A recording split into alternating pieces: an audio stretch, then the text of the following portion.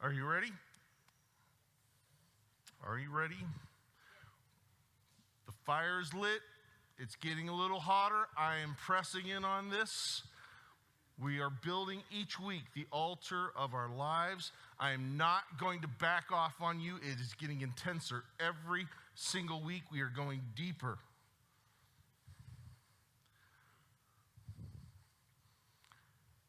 God wants to do something here. That's why we sacrifice. That's why we didn't do this to have a building. We did this so that we could have the fire of God among us and be the people of God in this place. I want you to understand, if you are someone, this series is really only for those who confess Christ, who have accepted his forgiveness in their life and said, I follow Christ. He has saved me. This series is solely for you. If you are on the fence, if you are wavering between two opinions, you haven't quite figured it out, yeah, there's God, but I'm kind of living my own ways, this isn't necessarily for you. If you have not accepted Christ, I'm very glad that you are here, and I believe God will speak to you yet. But this series is not for you. This is for those who have confessed Christ in their life. And these are the altars we must build. And so we started with the altar of decision, right? Not wavering between going, well, I want to have God in my life, but I want to have it my own way too. And you know what? I'll just kind of lump it all together. God says, no, you must come to the altar of decision and decide whether I am God alone in your life. You will go no further until that is decided. Some of you decided that, some of you are still wavering, and that's okay. It's okay to wrestle.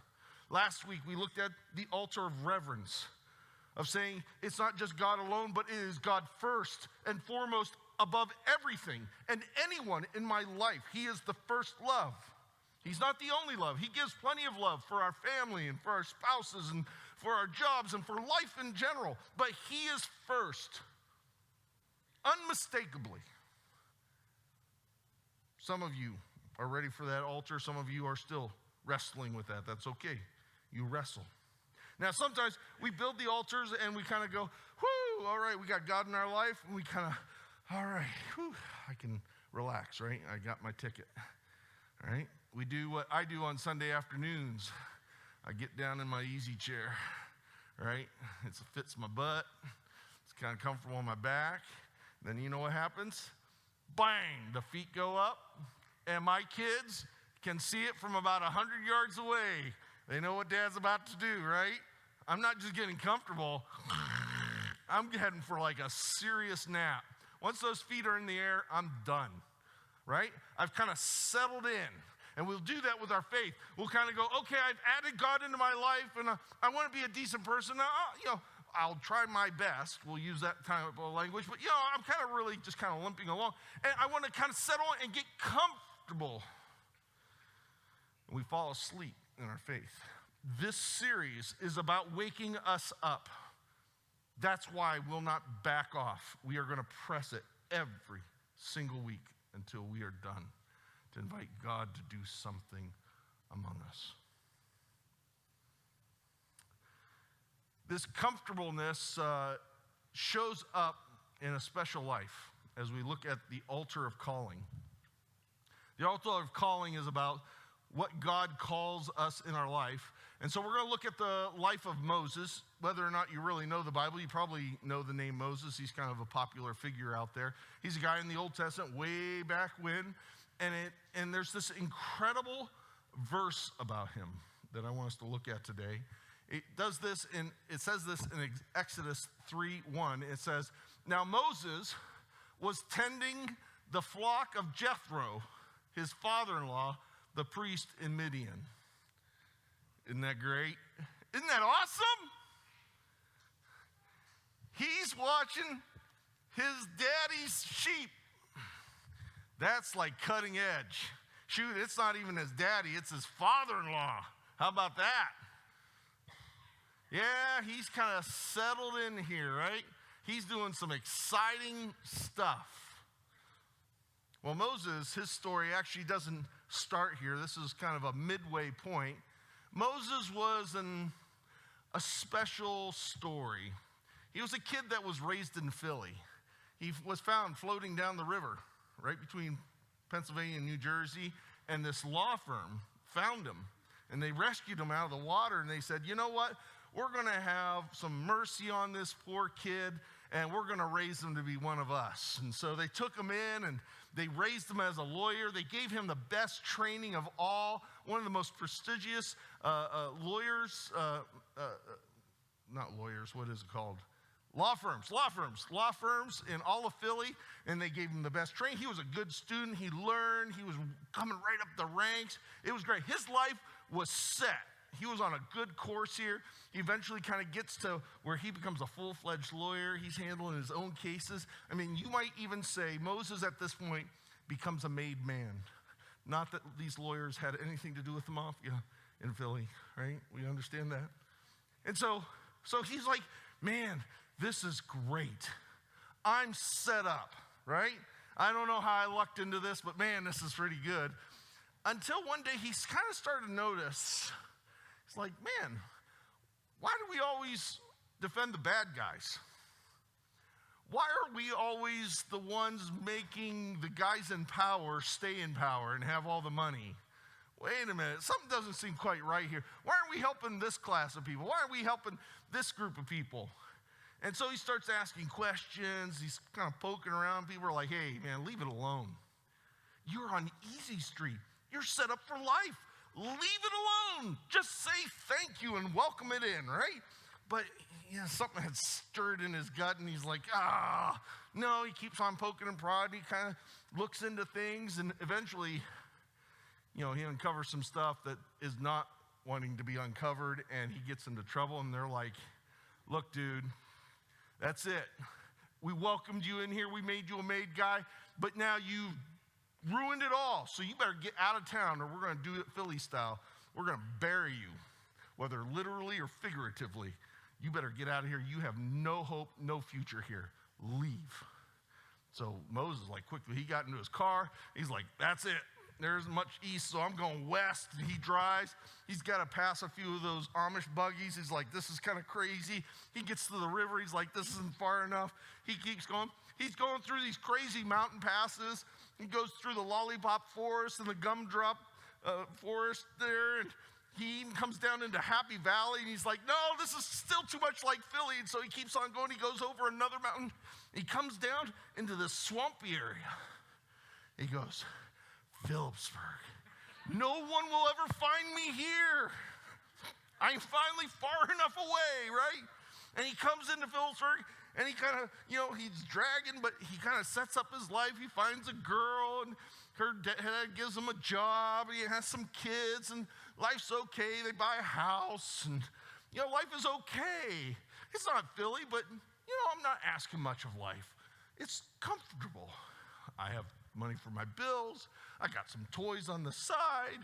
I found a nice church. They just hired a worship pastor, and he's really great singer, way better than the pastor himself. It's good. Life is just fine. It's comfortable. And he kind of snuggles down in there going, whew, all right, I think I made it. It's okay. Right? This is the story of Moses. He's found tending the sheep of his father-in-law in this far away, little tucked away valley without a care in the world, just kind of comfortable. Now, this one particular day, he takes the sheep out, and it says, the angel of the Lord appeared to him in flames of fire that were within a bush. And Moses saw that bush, and he saw that even though the bush was on fire, it didn't burn up. What? He's probably seen stuff on fire, and it gets consumed, and it goes out, right? This was a fire that wasn't consuming the bush. Do you know what that type of fire is called? It's a fire that never goes out. Isn't that the fire on the altar? This fire should never go out. It doesn't consume the bush. It is the fire of God. His presence is there. This is something amazing and spectacular. It's a different type of fire than anything else that we have in our life. It consumes us up and burns up our resource, but the fire of God never goes out. Moses thinks to himself, I love this, right? We got this 3,000-year-old document, and they got to tell us this. He goes, I think I'll go over there and see this strange thing. I think I'll go check out that YouTube clip. That looks kind of interesting, right? Humans haven't changed in thousands and thousands of years, right? We're still the same thing. Let's go find out why this bush doesn't burn up and see if they have some cat videos too, all right?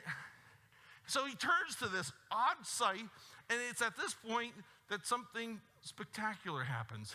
It says, when the Lord saw that Moses had gone over to look, not even a complete sentence yet.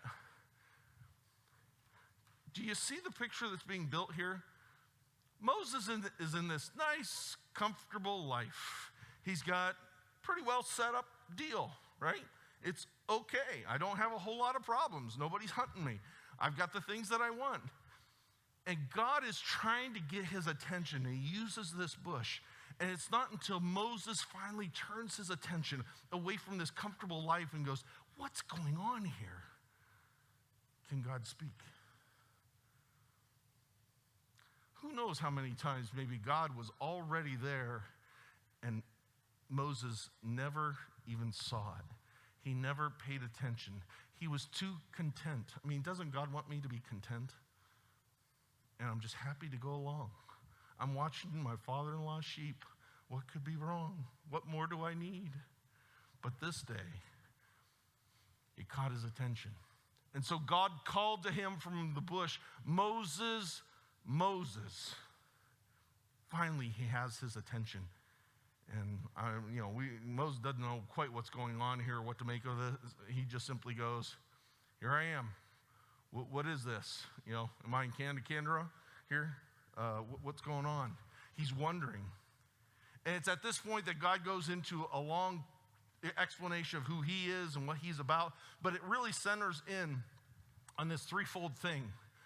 It says, the Lord says, I have seen the misery of my people. I have heard their cries, and I know their sufferings. He's sharing his heart with Moses of going, look, I'm clued in. I know what's going on. I'm not this God that's far away. Look at the simple verbs here, but they're powerful. He sees it. He hears their cry. He knows their suffering. There's one translation. It's a horrible translation. It says, I'm aware of their sufferings. Yeah, I'm aware that we're going circling around the sun. That doesn't mean anything. God's saying something more intently here of going, I know. I identify with their sufferings, and I care. Now, this would be fine, but what's fascinating is this is exactly where Moses was at about 40 years earlier, right? He's back in Egypt, right? And he is going, I'm on easy street. It's going well for me. All I got to do is stay the course. Don't cause any trouble. And I got it good. It goes well for me. But something started stirring when he started to notice, look at how we're treating these people. Those people kind of look like me. I don't think this is right anymore. He began to see, and he began to hear, and he began to understand and identify with the suffering of his people in slavery. That's what got him into trouble. Now, it's a big system, and so, he was bothered by it, but how do you change it? And so one day, he tried to fix this all. When somebody was one of the taskmasters was abusing his people, he rose up and he killed him, because that's going to fix it all. And he hit him. Then it happened that he saw another fight, and he came over and said, hey, I'm going to help out here. And they're like, are you going to kill us too, like you did there? And he went, uh-oh, I'm in trouble. And he had to get out of Dodge. He had to get out of Egypt. He had seen, he had heard, he knew their sufferings, he cared about it. He tried to act. It was a miserable attempt on his part, but he had to leave, and he went to this wonderful place called Phillipsburg, where no troubles followed him. He was comfortable. He didn't have to worry about Philly. He only had to worry about this nice, quiet life that he had here in the swamp, right? I'm very sorry for those people. I wish it could be different. I tried my best. But you know what? I really kind of have to look out for me, and I'm doing all right. You know, God, I'm really glad that you brought it up because I think you're the guy for the job. I'm glad that you actually finally care. I wish you would have cared about 40 years ago when I cared, but you know what? You go ahead. I think you're the guy for the job. You go do it. And that's when the Lord drops the conclusionary line here. He says, so now go. I send you. This is about God's heart. This is about what he cares for. He is ready to act. But his action starts with going, I'm going to send you, Moses. You cared once. You saw once. You heard once. Now I'm ready to act. And I'm going to send you. It's amazing in Scripture how often God's heart and God's concern is to result in our action. He partners with us. He invites us into this. He doesn't tell you, hey, go sit on the sidelines. Hey, go be comfortable until I come and get you. Hey, just don't screw up. Don't do anything really bad.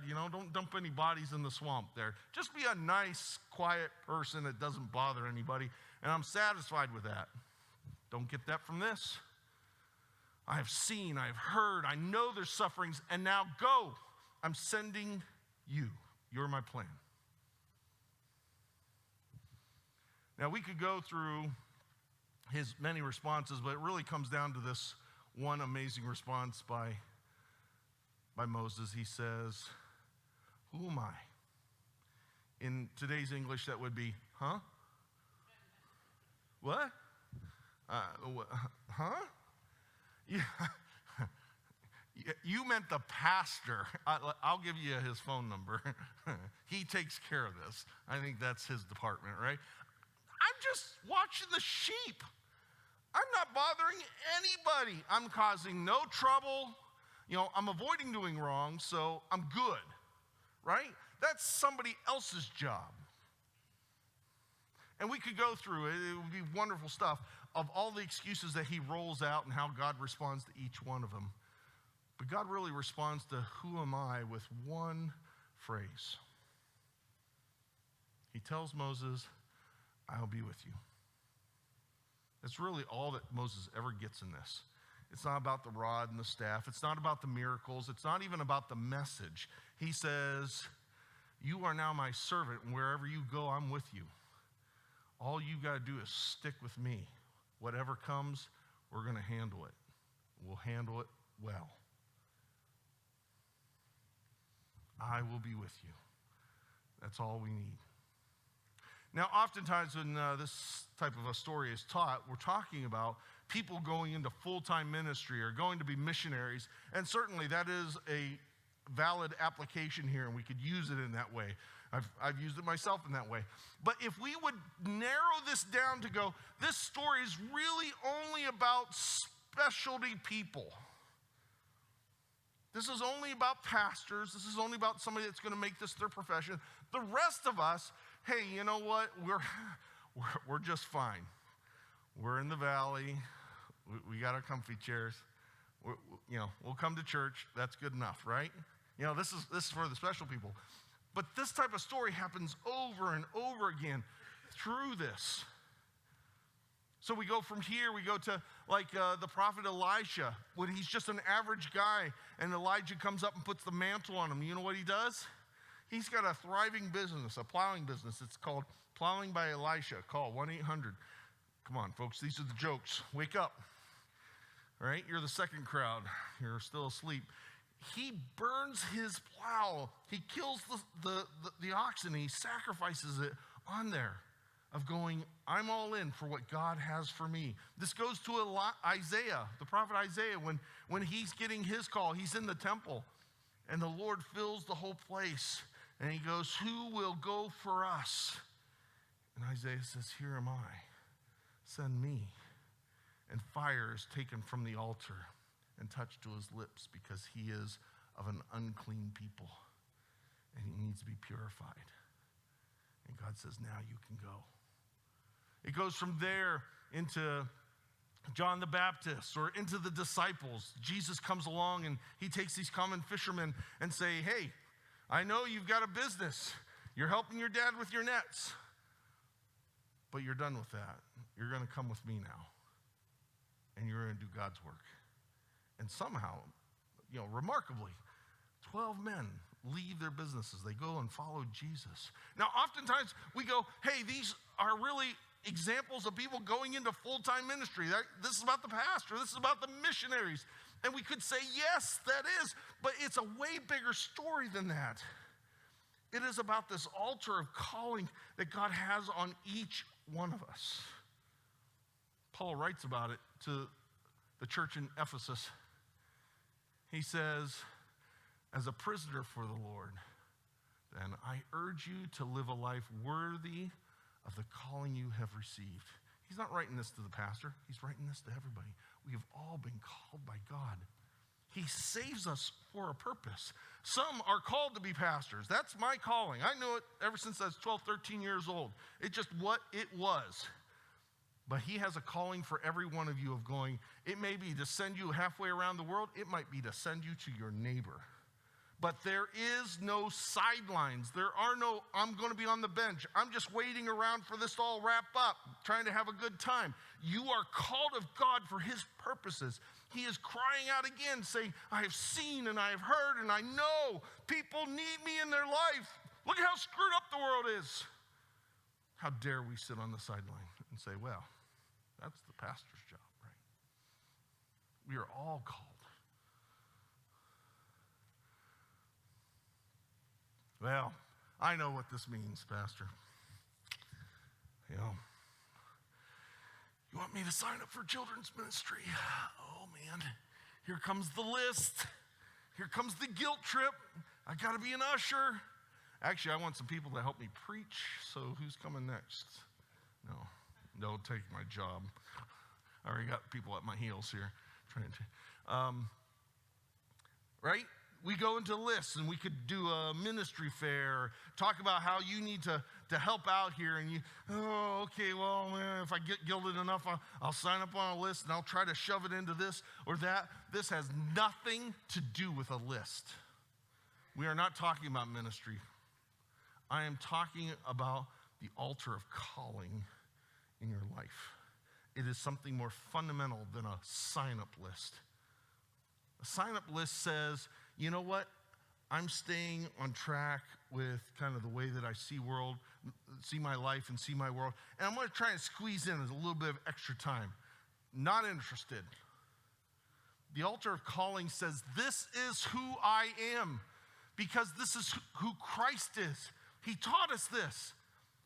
The Son of Man did not come to be served, but to serve. If you want to be the greatest among you, you must be a servant. On the night he was betrayed, before he gave his life, he kneels at the feet, even the one that would betray him, and washes his feet and says, you call me teacher and Lord, and you are right. But I have given you an example. It's not company policy. It is core. It is who we are, because this is who God is. Hebrews 10 makes this clear. It starts with this teaser. It says, therefore, when Christ came into the world, he said, isn't that a great teaser? Are you interested in knowing what Jesus said when he showed up and looked at all this? Do you know what he said? He said, wah, he was a baby. Well, they're half alive. No. He said something way more profound than that, right? He said this. He said, sacrifice and offering, God, you did not desire. You never were interested in about killing animals. But a body you prepared for me. The Son put on flesh. He lived a real human life. With burnt offerings and sin offerings, those are the things that were given because I screwed up and I didn't get it right. And God accepts those in mercy, but those aren't the things that pleases his heart. Those aren't the things that go, yes, that's it. Then I said, Jesus said, here am I. I have come to do your will. He took on the form of a servant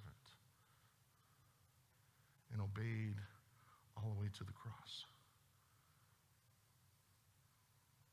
This is the altar of calling, folks, not a sign-up list. This is about a reorientation of your life. This crazy society is so consumed with this sexual orientation talk as though that's the top thing that God has to worry about. You know what? That's an issue that we could talk about. There's a deeper orientation. How about you say, I am a servant of God? How about you stand there with Peter and he says, live as free people, but not as an excuse to do whatever you want. Live as free people so that you can be servants of God. This is our identity. This is the altar that we are called to build. The lists come later. This must be settled in your life of going, what God calls me to do, I will do because that's who I am. That's what this relationship is all about. Not an impressive thing that he puts on us, but he invites us into the adventure that he's on. I have heard and I've seen, and I know there's sufferings, and I want you to go for me, and I'll be with you.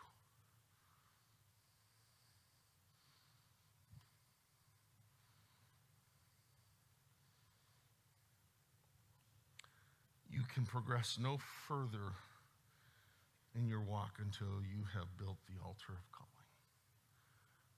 You've got to get out of the easy chair. You're deceived there.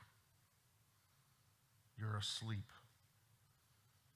God's calling you into this, and you have to set this right first before any list of going, God, where you call me, I'm ready. Here am I, send me.